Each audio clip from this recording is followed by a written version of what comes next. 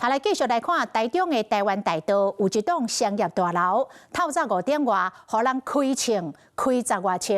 了後，這個唱手是早着衝鋒槍，甲20外粒的槍支，到苗栗的警察局來投案。伊講因為啉酒了後，甲人起糾紛，真氣憤，才會去甲對方開槍。但是問題是，為這個犯案的現場塞車到苗栗，至少就要1點鐘的時間。但是這個唱手犯案了後，竟然才40分鐘就到苗栗來投案，所以警方懷疑案情無單純。商辦大樓的玻璃門出現大大細細槍支孔，地圖網形的壁唇是密，互人看甲心驚驚。監視人員是卡踏碎玻璃來回採證。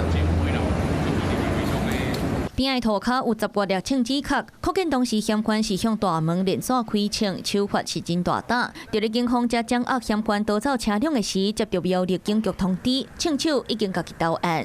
在乎糾紛嗎？為什麼要開槍？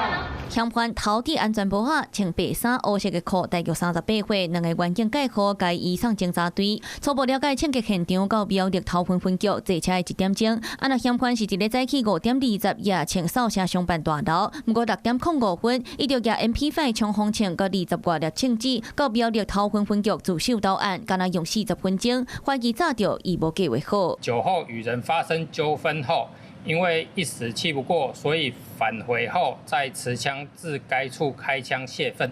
初步認定是衝鋒槍1把。嫌犯本身是苗栗造橋人，到台中西區這棟商辦大樓開槍。犯案的動機和衝突原因，該進一步查清。警方嘛無排除有其他涉案人員，嘛繼續追查，敢有其他人所屬、策劃，也是涉及更加複雜的利益糾紛。